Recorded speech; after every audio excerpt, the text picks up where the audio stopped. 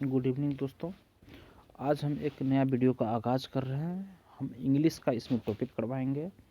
अभी तक में प्रीवियस ईयर का जितना भी क्वेश्चन पूछा गया है, एसएससी का जितने सारे exam, CGL, CHSL, MTS, CPO, जितना भी होता है, अगर आप इस क्वेश्चन को अंग्रेजी का कर लेते हैं तो आपका किसी भी एग्जाम का क्वेश्चन क्यों ना हो अंग्रेजी का, आप आराम से कर लेंगे। और घटना चक्र है ये, मतलब इसमें जितना भी पूछा गया क्वेश्चन है, सारा क्वेश्चन इसमें है अभी तक का। और देखिए इसमें जो टॉपिक है, हम टॉपिक पहले आप लोग को दिखा देते हैं। देखिए इसमें देखिए सीजीएल का पूछा हुआ क्वेश्चन सॉल्व पेपर है, सीएचएसएल का है, एमटीएस का है। उसके बाद ये तो प्रीवियस ईयर का क्वेश्चन है। उसके बाद इसी पे बेस्ड या इसी का पैसेज दिया हुआ है, स्पॉटिंग एरर दिया हुआ है, फिल इन द ब्लैंक्स है, सैनो है, एंटो है, वन वर्ड है, स्पेलिंग है, पीक्यूआरएस है, idiom, phrase, improve the sentence, close passage है, एक्टिव पैसिव है, डायरेक्ट इनडायरेक्ट है। तो हम सारा टॉपिक ख़त्म करेंगे। देखिए सबसे पहले जो हम करने वाले हैं, सबसे पहले देखिए प्रीवियस ईयर का जो क्वेश्चन पूछा गया हम वही क्वेश्चन करेंगे। इसमें देखिए खासियत ये है इस बुक में कि आपका हर एक क्वेश्चन का जो उसका व्याख्या है, जो विश्लेषण है, उसका सटीक आंसर जो है, हर एक क्वेश्चन के नीचे उसका आंसर दिया गया। तो आप लोग, हम क्वेश्चन करते जाएंगे, आप लोग देखते जाइएगा। और जिसको किसी चीज़ को नोट करना तो वो नोट भी कर सकते हैं इसमें। देखिए आज हम सबसे पहला जो कर रहे हैं चैप्टर, ये एसएससी सीजीएल का क्वेश्चन जो है, ये हुआ 13 जून 2019 का सेकंड पाली का क्वेश्चन है। देखिए इसमें क्या बोला गया है कि in the sentence identify the segment which contains the grammatical error. इसमें ग्रामेटिकल एरर आप लोग को खोजना है। क्या बोल रहा है देखिए, थोड़ा इसमें हमको ये पीडीएफ बनाने में थोड़ा सा दिक्कत हो गया, थोड़ा सा अति फ्रेश, कुछ क्वेश्चन में आपको दिक्कत हो सकता है पढ़ने में, हम पढ़ देंगे, आप लोग देख लीजिएगा। नेक्स्ट क्लास से जो होगा उसमें कोई दिक्कत नहीं होगी आपको। देखिए पहला बोल रहा है कि L through there are more 100 non elements, they rarely accord a pure state. तो इसका ऑप्शन जो सही होगा इसमें, मतलब इसमें ग्रामेटिकल एरर हमको ढूंढना है, किस पार्ट में आपका एरर है। देखिए इसका जो ये देखिए एट ए प्योर स्टेट जो है ना, यही इसमें गलत होगा। जो इसका सी नंबर जो ऑप्शन है, at a pure state, at a pure सबसे लास्ट में है, यही हमारा गलत है। तो इसके जगह पे क्या होना चाहिए, तो टिप्पणी यहाँ एट ए प्योर के स्थान पर आपको इन अ प्योर प्रयोग होना चाहिए, क्योंकि यहाँ प्रीपोजिशन इन से अवस्था का बोध होता है। 2 नंबर क्वेश्चन देखिए क्या है, select the correctly spelled word. मतलब देखिए 4 को ऑप्शन दिया गया है, इस 4 में से कौन किसका स्पेलिंग करेक्ट है वो बोल रहा है। देखिए सीजर्स मतलब जो आपको कैंची होता है उसके लिए है, तो SCISS सीजर्स ये सही है।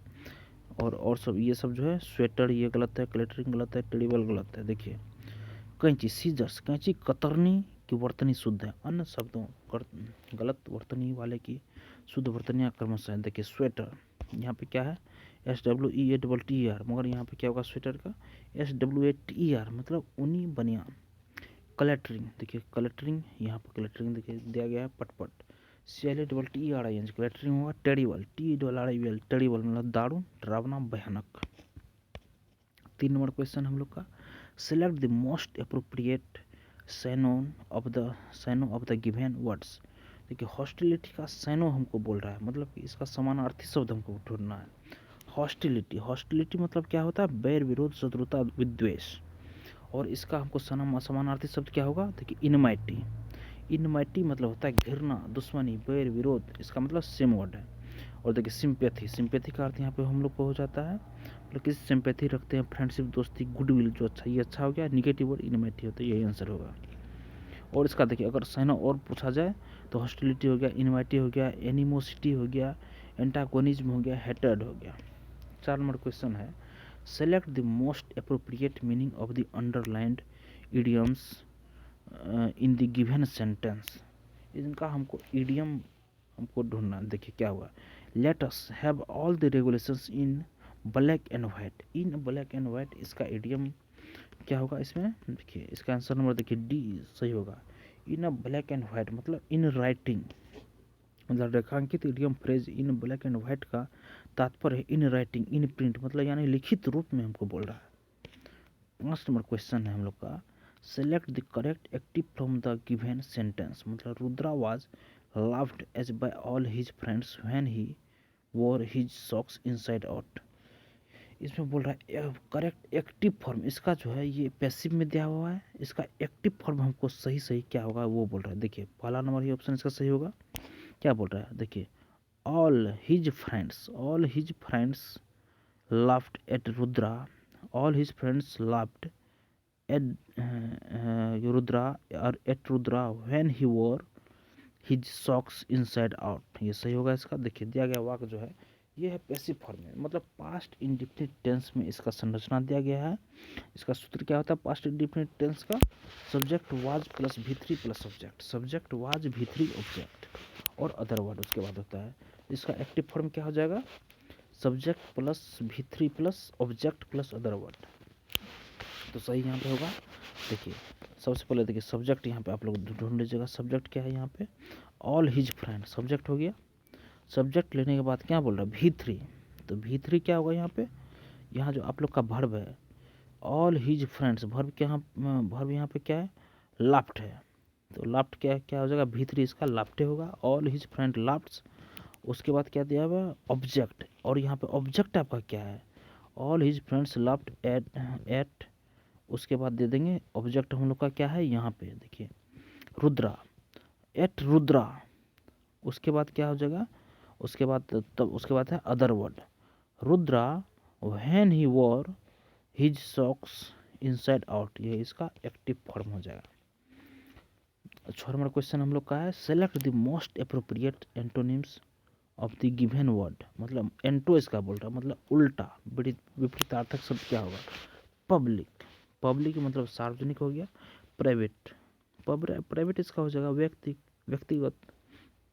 पब्लिक मतलब आम, प्रचलित, साधारण, समान, सार्वजनिक का विलोमार्थक शब्द क्या होगा? प्राइवेट। व्यक्तिक, सार्वजनिक, असार्वजनिक, व्यक्तिगत, निजी। अनुविलोम शब्द है पॉपुलर, जनरल, ओपन। और उसके बाद 7 नंबर क्वेश्चन है, बोला select the correct passive form of the given sentence. मतलब इसका करेक्ट हमको पैसिव फॉर्म इसको बनाना है। यह है एक्टिव में, इसको पैसिव बनाना है। क्या बोल रहा है देखिए, they will put away their woollens after the festival of Holi. Passive क्या है? सबसे पहले देखिए इसका जो है, देखिए इसका स्ट्रक्चर पे जो बैठेगा, देखिए क्या बोल रहा है? एक फ्यूचर इंडिफिनिट टेंस है ये हो गया फ्यूचर इंडिफिनिट टेंस। तो इसमें संरचना है, देखिए सब्जेक्ट हो गया, विल हो गया, तब V1 हो गया, तब अदर वर्ड है। सब्जेक्ट यहाँ दे हो गया, विल हो गया, V1 हो गया, सब्जेक्ट विल, तब V1 यहाँ पे हो गया पुट, और उसके बाद यहाँ पे क्या है? अदर वर्ड है सारा। तो इसको पैसिव फॉर्म बनाने के लिए क्या करना पड़ेगा हमको? V3 सिर्फ ऐड करना, B प्लस V3। तो subject will plus B plus V3 plus other word.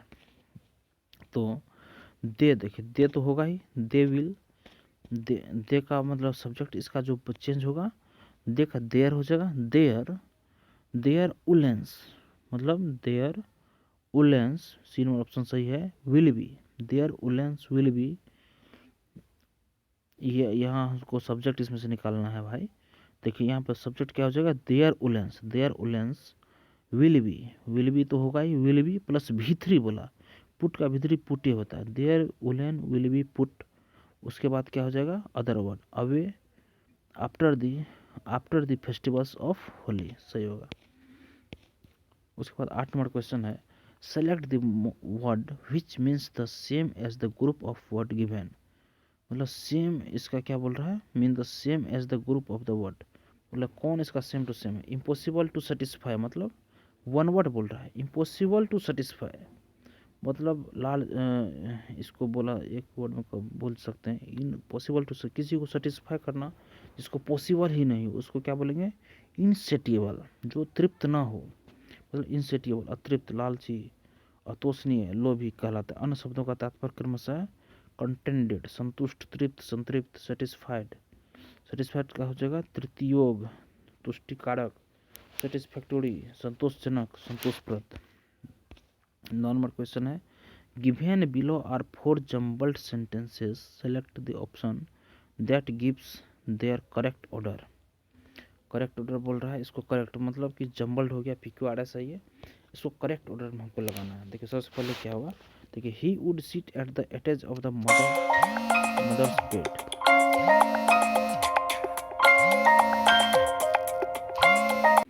देखिए दोस्तों क्या बोल रहा है, given below are 4 jumbled sentences, select the option the that given their correct order में इसको हमको लगाना है। करेक्ट ऑर्डर में क्या होगा, देखिए डी नंबर ऑप्शन सही है, बी ए डी सी। सबसे पहले देखिए बी होगा, तब ए, तब डी, तब सी होगा। देखिए बी में क्या बोला है, Arvind bumbled down the interminable corridor, suddenly reminded of his daughter in the days after she was born.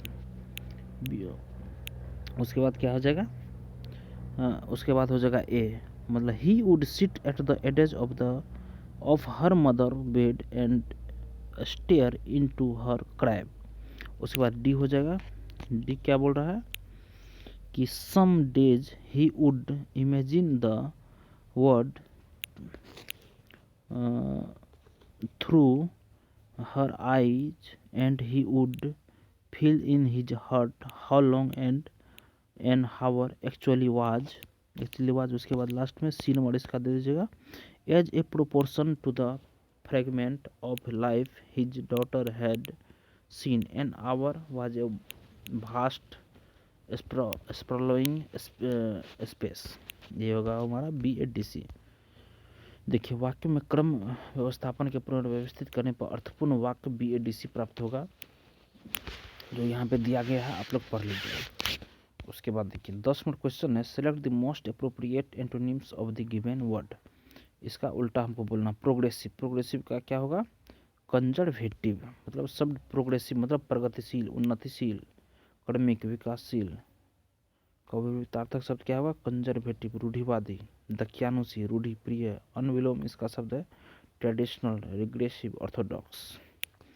11 number question है, select the correctly spelled word. Correctly spelled word हमको ढूंढना है, मेंशन, मेंशन, मेंशन, मेंशन। देखिए D number option सही होगा। Mention मतलब उल्लेख, कथन, उल्लेख करना, उद्धरण करना। 12 नंबर होगा, select the most appropriate option to fill in the blanks. Today dash society is literally positioning the earth with acid rain, मतलब इंडस्ट्रियलाइज्ड इसका होगा। Today industrialised society is literally poisoning the earth with acid rain. रिक्त स्थान में adjective industrialised, औद्योगिकृत का उपयोग उचित होगा। 13 नंबर क्वेश्चन है, select the most appropriate meaning of the underlined idioms in the given sentence. Idiom, इसमें भी इडियम बोल रहा है, मतलब इसका बोल रहा है, the invigilator did not know that the two boys were exchanging notes under his nose. मतलब इसका क्या होगा, अंडर हिज नोज का इडियम्स क्या हो जाएगा, right in front of him, यही होगा। 14 नंबर क्वेश्चन है कि in this sentence identify the segment which contains the grammatical error. इसमें किस पार्ट में है, you may left the class when you have completed test. देखिए शुरुआत में गलत हो गया, यू मे लेफ्ट वाक्य त्रुटिपूर्ण है, यहाँ यू मे लेफ्ट के स्थान पर क्या होना चाहिए, you may leave. You may leave का उपयोग उर्जित है, क्योंकि देखिए नियमतः मॉडल वर्ब जो मे होता है, मे के साथ वर्ब का फर्स्ट फॉर्म आना चाहिए, मे के साथ यहाँ पर हमेशा लीव आना चाहिए, न कि लेफ्ट आना चाहिए। देखिए यहाँ पर क्या है, फर्स्ट फॉर्म लीव का प्रयोग किया जाता है, न कि वर्ब की पास्ट पार्टिसिपल फॉर्म का। और 15 नंबर क्वेश्चन है, select the most appropriate option to substitute the underlined segment in the given sentence. If no substitution is required, select no improvements. How long you are living in his city? इसमें बोल रहा है no substitution, मतलब किस part में है, improvement है ये, जहाँ पे आपको इम्प्रूवमेंट, ये सही है मगर इसको और इम्प्रूव कर सकते हैं तो कर लीजिए इसको। देखिए how long you are living in his city, मतलब यू आर लिविंग की जगह क्या दे सकते हैं हम, have you lived. How long have you lived in his city, ये ऑप्शन सही होगा। रखेंगे तो वहाँ क्या से, देखिए यू आर लिविंग के स्थान पर हैव यू लिव्ड का प्रयोग उचित है, क्योंकि यहाँ वाक्यांश में period of time, length of time, how long का प्रयोग हुआ है। नियमतः वाक्य में देखिए length of time, period of time का प्रयोग होने पर प्रेजेंट परफेक्ट टेंस अथवा प्रेजेंट परफेक्ट कंटिन्यूस टेंस का प्रयोग किया जाता है, हैव यू लिव्ड। और 16 में है, select the most appropriate option in the fill in the blanks. Fill in the blanks क्या होगा, I am quite satisfied that I have not been dash in doing whatever was needed for building up their character. क्या होगा? Negligent. ठीक है, स्थान में adjective negligent, असावधान, लापरवाह का प्रयोग उचित है। क्या बोल रहा है? I am quite satisfied that I have not been negligent in doing whatever was needed building up their character. 17 number question है, select the word which means the same as the group of word given। देखिए क्या होगा? liable to break easily, क्या हो जाएगा? liable to break easily, क्या हो जाएगा? brittle, असावधानी पूर्वक टूटने वाला, brittle। क्षण भंगुर, नाजुक, भुरभुरा, भंगुर कहलाता है। अन्य शब्दों का तात्पर्य देखिए बेंट, पर झुकाव, नत, मूर, बंकित। थीन का प्रयोग होगा विरल, महीन, पतला, बारीक। सॉफ्ट का हो जाएगा मुलायम, मृदुल, लचीला। 18 नंबर क्वेश्चन है, इंसल्ट मतलब select the most appropriate sign of the given word. Synonym इसका बोल रहा है कि समानार्थी शब्द कौन सा का? इंसल्ट का हो जाएगा ऑफेंड। इंसल्ट में अनादर, अपमान, तिरस्कार, मानहानि। इसका पर्यायवाची शब्द हो जाएगा ऑफेंड, अपमान करना, अप्रसन्न करना। अन्य पर्याय शब्द है इसका एफर्ट, विलिफाई, डिस।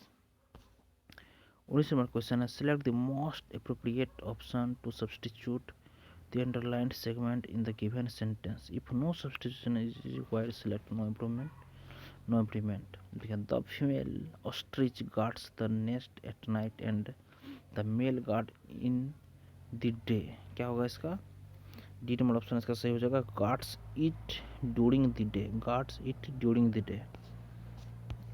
देखिए रेखांकित वाक्यांश में क्या है? गार्ड्स इन द डे के स्थान पर guards in during the day का प्रयोग उचित है, चूंकि वाक्यारंभ में सब्जेक्ट फीमेल ऑस्ट्रिच के साथ सिंगुलर वर्ब गार्ड्स का प्रयोग हुआ है, इसलिए सब्जेक्ट्स वर्ब एग्रीमेंट के नियमानुसार सब्जेक्ट मेल के साथ सिंगुलर वर्ब गार्ड्स का प्रयोग उचित होगा तथा प्रीपोजिशन इन के स्थान पर पीरियड ऑफ टाइम, अवधि, ड्यूरिंग का प्रयोग उचित होगा।